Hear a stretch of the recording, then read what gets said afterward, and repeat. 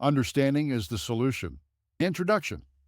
My name is Cengiz. I was born on 29th November 1952 in Tepebasi, Istanbul. My sister, Oya, was born 15 months before me. It was surprising for my father to hear the news, and I was told that he dropped the phone because he had been hoping the arrival of a son. When I came into this world, my father faced a different predicament. I was so big that my mother couldn't deliver me naturally, and the doctors informed my father that it was too late for a cesarean section, and it was not possible. He had to choose between my mother and me. It was clear that he had underestimated my determination, as despite the numerous challenges, he made the decision to ensure my mother's survival. After enduring several hours of labor, she successfully delivered me, a healthy son weighing 5'6 kg. 4 years later, with a lot less drama, my younger brother Emin was born and our family was complete. Tepebasi, where I lived until I was 11 years old, was an eclectic mix of cultures and ideas. It was a blend of old and new where various religions existed side by side. Everyone was living their own life and was respectful to each other. As far as we were aware at that time, there was no racial or religious discrimination. If it existed, I wasn't aware. Nevertheless, at the age of 11, our family relocated to Murder, a different neighborhood. In this new environment, our neighbors held greater influence and were more conservative. As children, we were not particularly aware of these differences, but our mother underwent a significant transformation. She began wearing a veil and started the practices of Islam. I finished secondary school at the age of 16, but my father wanted me to continue my studies. Turkey, at that time, was a political mess. Students from the left and students from the right of politics were killing each other in university. Despite my father's protestations, I refused to continue studying. He wanted me to get a good education because he hadn't, but some of my uncles had. One was my mother's brother, Giasettin Karaka, who spent 24 years in Ankara, the political capital of Turkey. He was in a group of officials from different cities in Turkey who represented the interests of the people there, serving for 8 years as the Minister of Internal Affairs in Demirel Democratic Party. Although he became well known and prominent in national politics later, at that time, he was serving as the deputy mayor of Erzurum, a large city where my mother originated. Her father, Abdurrahman Karaka, had been the mayor. Another of her brothers, my uncle Sevket, had done very well at school and was now the manager of a local bank. Both earned good salaries, and this was what my father hoped for me to eventually achieve. My grandfather passed away 2 months prior to my father's birth. He was fighting in the First World War and was in Ataturk's personal group of fighters when he was killed in action.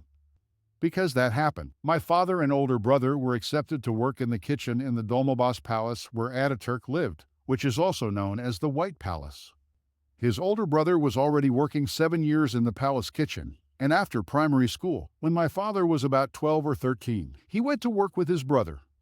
During that time, he got to know Ataturk very well. The great man would enjoy drinking raki every night and often would find himself in the kitchens with my father late in the evening. He would some days come to cook food after his working day. During this time, my father learned from Ataturk how to prepare beans with lamb meat the way he loved it.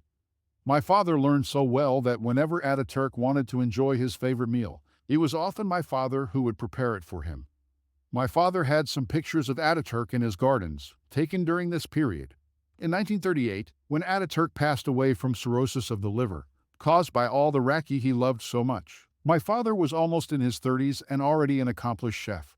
Because he was no longer needed in the palace, he was sent to work with a man I only know as Ilyas, but who was the most famous chef in Turkey at that time.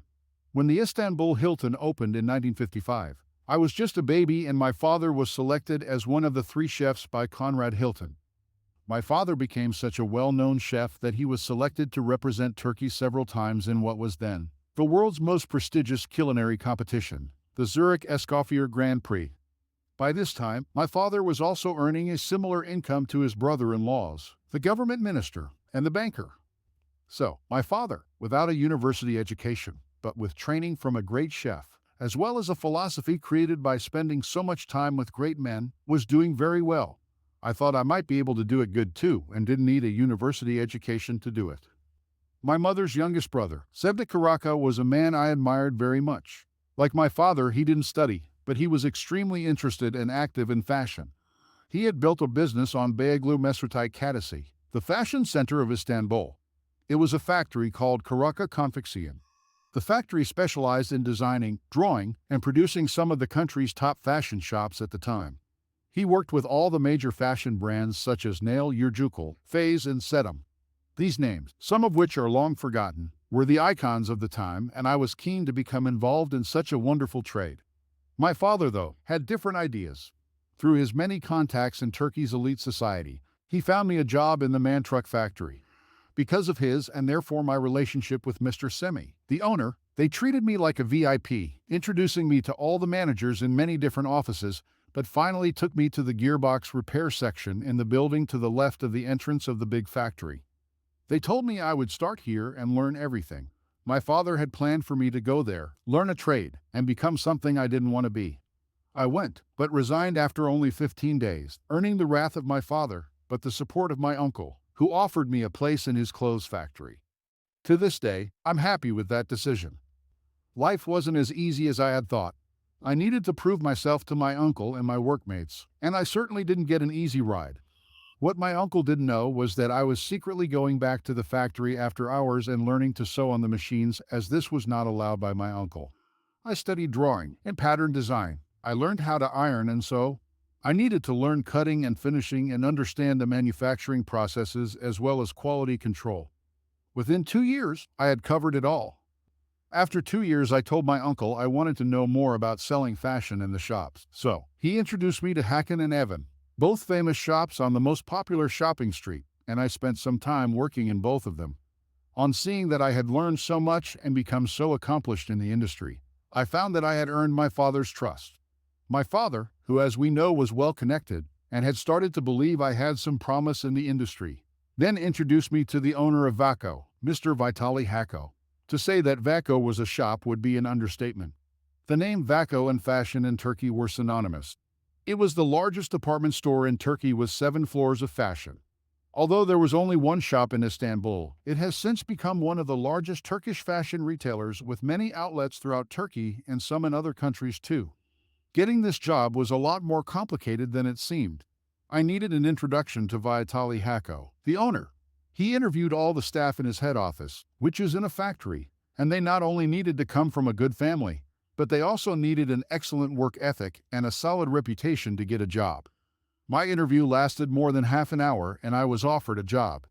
I believe it was because of who I am and my experiences, not because my father managed all the major weddings and parties and knew Mr. Hako personally, nor because my father recommended me. By the time I was 20 years old, I was enjoying being a part of the fashion industry in Turkey, and from selling men's clothes on the 4th floor of Vaco, I moved to be in charge of 6 fashion salespeople. I was learning a lot. But Hidayat Pellet offered me a role in his next movie. Hidayat was a particularly good friend of my uncle Sevdip, and in Turkey, he was a well-known film producer for Pellet Films. This felt like a more interesting lifestyle than working in Vaco. My uncle and Hidayat had served in the military together, and then Hidayat traveled to the US after their service. His 1971 movie Canly Define had a real Turkish movie star, Ahmet Mekan, in the lead role, but I was also in the movie as a supporting actor. Acting wasn't a full-time job for me, but I was good at it and was invited to play a role in the second movie Pellet Films would make once Canly Define was launched. I can't remember the name of the second movie. It was something to do with the streets of Istanbul or something like that, but I don't remember because after the work on the second movie, about 2 weeks into filming, I left the set. Pellet didn't want to pay me, so I walked out, and that was the end of my acting career. All boys in Turkey needed to sign up for military service, and being free from the film set allowed me to do that. That also didn't last long. My national service time had arrived, but I am not a person who wants to serve in the military. I don't ever want to shoot or kill another human. I guess I could be called a conscientious objector or a pacifist. I was very much against war. I found out that the military doctor knew my father. In my first few days, he asked me to come to the medical office and asked me if I was the son of the chef Dana. I am, and so, I don't know if my father ever knew I did this. I explained my views to the doctor, who then found a reason to declare me unfit to serve. So, after only 15 days, I was dismissed from the army and I was free. I wasn't an actor anymore. I was about 20 years old, and so I was able to do whatever I wanted. It was 1973. As a young man, I had my own brand, Pantaloon Cengiz, making designer trousers. I had to explore more of the world in order to gain more experiences and popular culture fashion ideas. It was the Beatle, Rolling Stones, and hippies era, and I was also under a lot of pressure because of religion. My mother and many of her friends became deeply religious, and even my friends of my own generation were putting me under pressure. If you are a Christian or any other religion and you don't hold to your religion, it's okay. But if you don't believe in religion, people think there is something wrong. Pressure from all sides made me want to do something different. I felt that I had seen all of Turkey and knew Istanbul too well. I didn't like the political situation at the time and felt compelled to get more experience. So, I went on a European tour with my friend Levent. We had planned to go to London and travel by ferry from Ostend in Belgium. But when we arrived in Dover, we were taken into a room by the immigration officers and interviewed for a long time. They felt we were spies or some kind of threat, and so we were eventually put back on the boat and returned to Ostend. I have since visited the UK many times. We were planning to head back to Istanbul, and since it was a night ferry, we decided not to bother going to bed. We went to a discotheque instead, and we met two nice girls. They were Dutch and were traveling to Holland the next day, so Levent and I traveled with them. Amsterdam in the early 70s was a wonderful place. I loved it and decided to stay longer. This was a time I got very lucky. I was in a coffee shop and met another Turkish guy, Adam Sahin, who was moving from a small workshop to a larger shop and didn't need the small shop anymore. He gave me the opportunity to use the workshop, which was like a small factory, and pay the rent when the income started to come in. Although I would often work with him and help him in some way, we didn't do much business together. I found good workers and better suppliers and negotiated better prices. Despite this, Adam and I remained great friends for many years. Using all the skills I'd learned from my uncle, and in a place where I didn't need to make immediate payments, I opened my first workshop in August 1974. In a brief period of time, I was making OEM about 2,000 pieces a week. Later, I started to make my own design with my own label and selling them in the fashion center in Amsterdam. It was an enjoyable time. I worked hard and made enough money for a reasonable lifestyle. During this time, I also met Maria Admiral, who would become my first wife within 2 years. It was a time of great freedom with income from the workshop, fashion designs being bought by some big names, and, although I could never call myself rich, there was enough money to do what we enjoyed, which was traveling. We both loved the Canary Islands and went there 4 times in a brief period of time. Within a couple of years, we decided to sell what we had built in Holland and move to Gran Canaria. We stayed in Playa del Inglés, a beach that is still to this day renowned for being a young person's getaway. I negotiated for the purchase of a Wimpy bar there. Most English people of my generation and older will remember Wimpy bars. They were the competitors of McDonald's, with great burgers, French fries, and other meals which kids loved. But during the negotiations phase, the parent company declared bankruptcy, leaving me without a career. We focused on the fashion business, selling products made in my own workshop, and had several shops with my partner in Gran Canaria. However, after 4.5 years away, we returned to Holland, where I finally broke up with Maria. In 1983, I started a Dutch brand, Day by Day, which became a successful brand. And I had met Lisbeth in Gran Canaria. When I met her, she was working for KLM, the Royal Dutch Airlines, and enjoyed her job. We were together for 11 years. Lisbeth remains a great friend of mine to this day. Her brother Pieter had a son, Floris, who was a source of boundless joy to me. I was his favorite uncle, and he was my favorite nephew. Sometimes, when his parents would have a vacation, they would drop Floris and his dog to me to take care of them. Later, I started to produce in China and had been traveling a lot in China for production over the preceding 2 years. I realized that I could produce better products if I came to live in China. So in 2022, I moved to China. At that time, the opportunities were great. The suppliers and the staff were affordable and maintained high quality. In 2011, I met Laura and we married. Now we have 2 sons, Kublai and Attila. Later, I approached Floris with an offer to come and work with me. He had been a university student for more than 12 years and was ready for a new direction. Just like me when I was younger, he enjoys fashion much more than he enjoyed studying. We started with my brand, just me and mine, JMM. Later, we changed the brand name from JMM to Flores to make the brand from us together. To combine all my experiences with his young passion. Our brand Flores, which has become one of the most popular brands in Holland, selling in the best multi-label stores. In recent years, we have attended fashion exhibitions and have been selected as one of the most innovative contemporary brands in 2022. More than 50 years ago, when I started in this industry, we didn't think about the environment. No one did, but now I feel compelled to create products that respect nature. I've always been productive, always remained positive, and have always been a fighter. I'm still fighting and still positive. People do the wrong thing to me. I do my best not to get as angry or upset as I used to. When I make a mistake through my own inexperience, I take the lessons I've learned and I grow from that experience. Sometimes I lose myself in anger or frustration, and I turn to my God and apologize.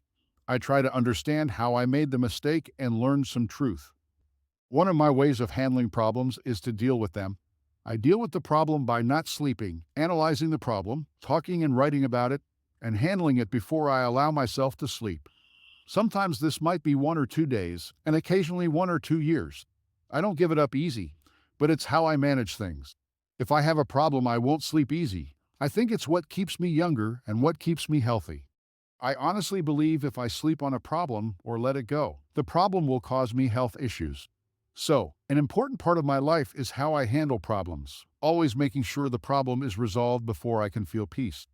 Throughout my life, I've had many occasions where I've gone several days without sleep, and I'm going to share some of them in the following pages.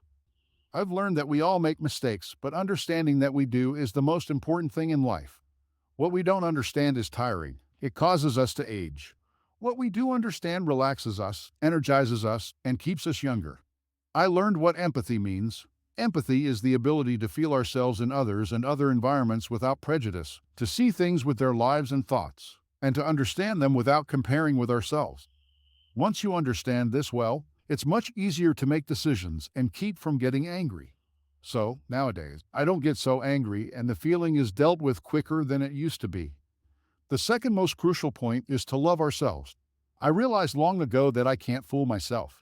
I need to be a good person to be able to love myself, and if I can't love me, how can anyone else love me?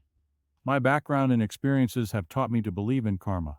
I'm convinced that we will all come face to face with what we have done in our lives. Several years ago, I drafted an article on this topic with the title, Understanding is the Solution. Many good people have read this and told me I was right. It should be like that. People who saw themselves as superior and took advantage of the weaknesses of others didn't like what I had written, and some of them turned away from me. In life, we will always encounter people who belittle us, think of their own interests, look for what benefit they can gain by befriending us. Some of them are cunning and cordial. They appear to love us, but exploit our weaknesses to create more uncertainty, to use them to eliminate us. When we meet these kind of people, we shouldn't be afraid. We shouldn't be angry. We learn from them, and this book is all about how we can survive by not losing ourselves in their games, by learning from their unwittingly given instructions, and how we take the greatest lessons in our lives by understanding what they do, why and how they do it so that we never lose to them, and in doing so, we empower ourselves. We will also meet some people who have gone through the experiences, some not so well, some like me in a much better way. What makes us is how we handle negative people and what happens when we cannot. Our understanding of simple solutions comes from these complexities. I've shared a little of my life so that the reader knows where I come from and who I am. We all have these experiences, as you will see when you read on. The following examples will help you see what this book is about. They're examples of how I relieve stress and understand my own environment. These are the experiences that led me to my philosophy and why I am where I am today. Several of my friends with similar philosophies agree with me and will write about their experiences. So, when you reach the end of this book, you can think of it as the start of a journey to understanding yourself. You can also understand the solutions to your own problems by writing about them just like I did. Understanding and maintaining clean karma in our lives can be complex. It requires a continuous process of learning, understanding, and improving our karma. Achieving a balance with our karma is a daily pursuit that not only contributes to our personal growth, but also keeps us young. It is through this balance that we find the energy necessary to navigate the various dimensions of our existence. This book is recounted from my memory. While I strive for accuracy and transparency, others involved may have their own perspectives. I'm open to discussing any discrepancies and even a polygraph if necessary. Philosophy. Understanding is the solution. It's important that we understand and love ourselves, but we can only do that if we are good and honest people. Those who lack self-awareness make their lives and the lives of the people around them difficult. When we gain self-love, we gain the capacity to love and understand others. Empathy is essential. We must try to see things from other people's perspectives without comparing them to ourselves. When we learn to do this, we are more able to understand why people are who they are, good or bad. Then we can choose how we want to relate to them. Understanding improves the quality of our lives and the lives of the people we interact with. It gives us energy and keeps us younger. Not understanding makes us tired and weak. It causes us to age. When we are happy and healthy, we can attract other good people into our lives. We can develop good friendships and create a more enjoyable lifestyle. We must learn to listen to our inner voice and our gut feelings because that is where the truth is found. Millenniums ago, people figured out that they could manipulate others' God feelings and created religions to get them to do their bidding. They gained power, made political moves, and started wars. They would not have gained so much power if people just looked within, saw through their lies, and didn't believe in their religions. We can understand so much with the right mindset. We should speak out honestly about how we feel and work together to create a better world. One, for example, from my life is, for the past 2 years, I've grappled with a constant, burning nerve pain throughout my body. No matter what I tried, the intensity grew steadily. This, naturally, caused a great deal of panic. In my desperation to find relief, I resorted to erratic movements, hoping to somehow force the pain to subside. Now, I understand that these actions, fueled by panic, only worsened my condition, draining my energy and contributing to a feeling of decline. Similar to emotions like anger, panic can have a detrimental effect on our well-being. Ultimately, it was through months of seeking professional help and undergoing tests that I gained a true understanding of the problem. This knowledge, in turn, allowed me to find a solution in upcoming surgery. While the pain persists even now, 2 months before the procedure, I no longer succumb to panic. I understand that these actions won't alleviate the pain, and I'm focusing on staying calm. After all, just like our bodies, our lives, relationships, and even careers, when approached with empathy, understanding and knowledge can be navigated more effectively, leading to a happier and potentially longer life. Fashion, like music and art, helps us to express our personality and share our philosophy with others. It enables us to create a life that we can be proud of. Cengiz.